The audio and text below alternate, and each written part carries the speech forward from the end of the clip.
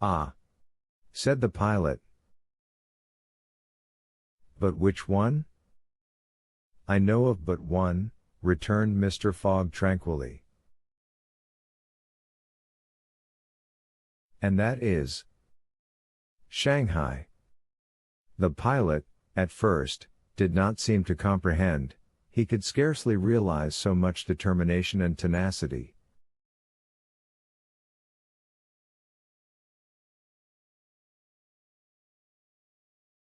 Then he cried. Well, yes. Your Honor is right. To Shanghai. So the Tankadere kept steadily on her northward track. The night was really terrible. It would be a miracle if the craft did not founder.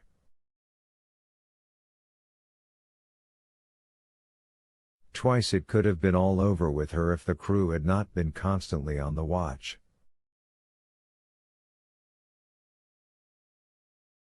Auda was exhausted, but did not utter a complaint.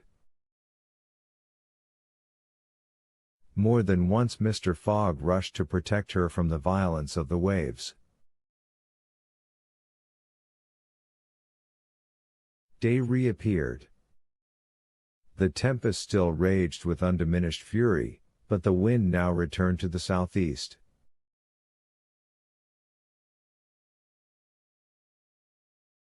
It was a favorable change, and the Tankadere again bounded forward on this mountainous sea, though the waves crossed each other, and imparted shocks and counter-shocks which would have crushed a craft less solidly built.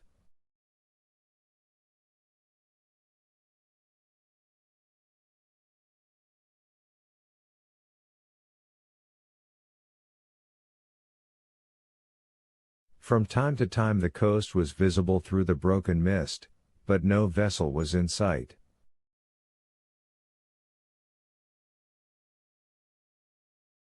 The Tankadere was alone upon the sea. There were some signs of a calm at noon, and these became more distinct as the sun descended toward the horizon.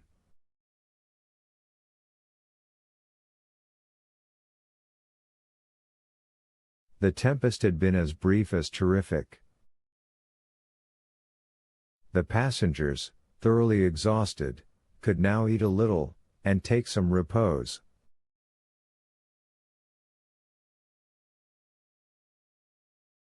The night was comparatively quiet. Some of the sails were again hoisted, and the speed of the boat was very good.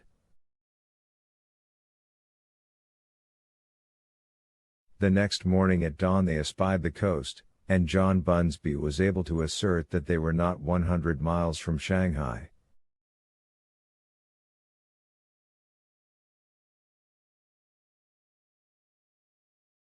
"100 miles, and only one day to traverse them."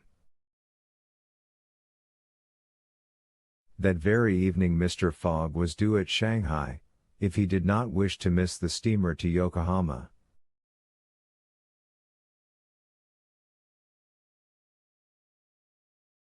Had there been no storm, during which several hours were lost, they would be at this moment within 30 miles of their destination.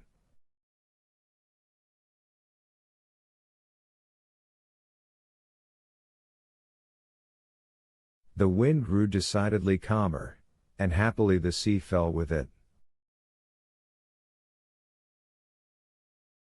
All sails were now hoisted, and at noon the Tankadere was within 45 miles of Shanghai.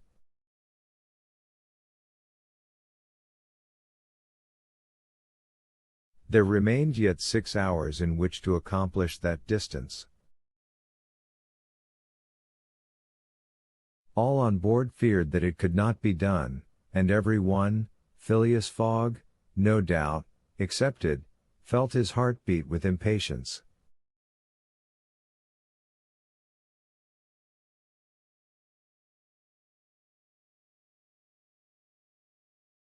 The boat must keep up an average of 9 miles an hour, and the wind was becoming calmer every moment.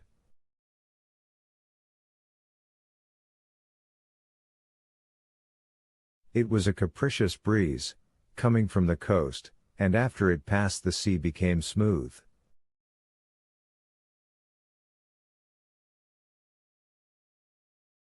Still, the Tankadere was so light, and her fine sails caught the fickle zephyrs so well, that, with the aid of the currents, John Bunsby found himself at 6 o'clock not more than 10 miles from the mouth of Shanghai River. Shanghai itself is situated at least 12 miles up the stream.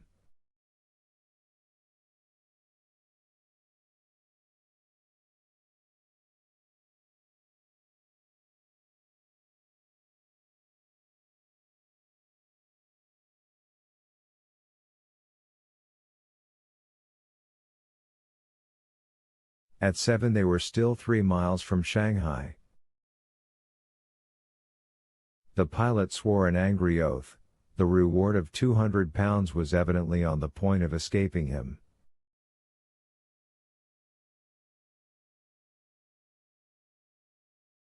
He looked at Mr. Fogg. Mr. Fogg was perfectly tranquil, and yet his whole fortune was at this moment at stake.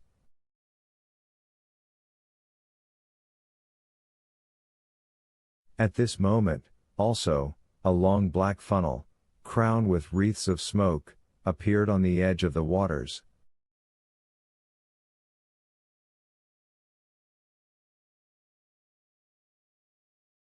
It was the American steamer, leaving for Yokohama at the appointed time.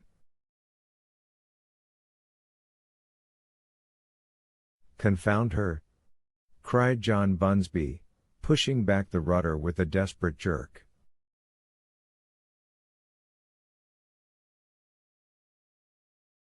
"Signal her," said Phileas Fogg quietly. A small brass cannon stood on the forward deck of the Tankadere, for making signals in the fogs.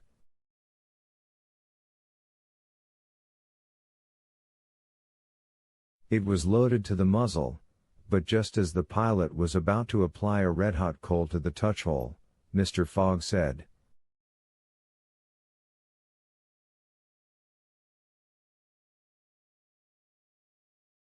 "Hoist your flag."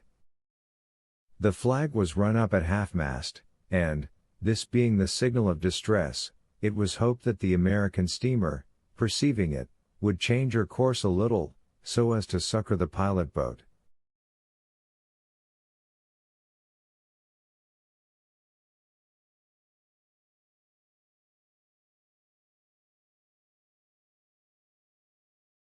"Fire!"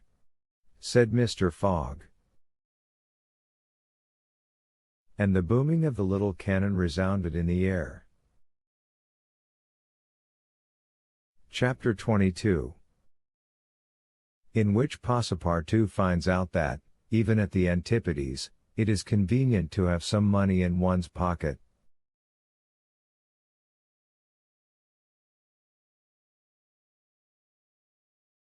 The Carnatic, setting sail from Hong Kong at 6:30 on the 7th of November, directed her course at full steam towards Japan.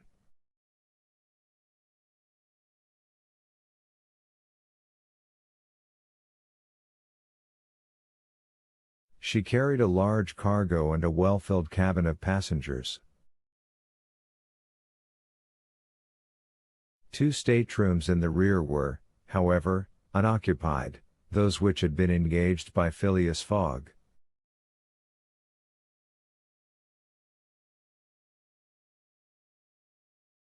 The next day a passenger with a half-stupefied eye, staggering gait, and disordered hair, was seen to emerge from the second cabin, and to totter to a seat on deck.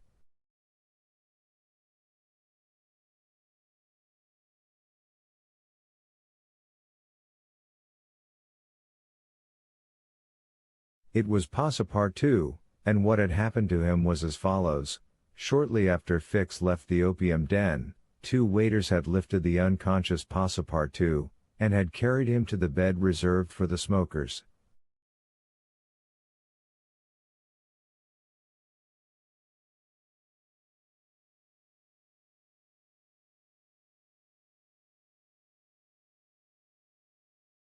3 hours later, pursued even in his dreams by a fixed idea, the poor fellow awoke, and struggled against the stupefying influence of the narcotic.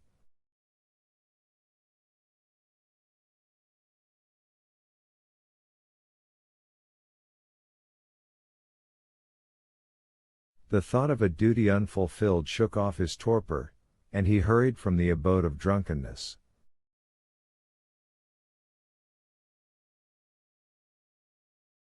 Staggering and holding himself up by keeping against the walls, falling down and creeping up again, and irresistibly impelled by a kind of instinct, he kept crying out,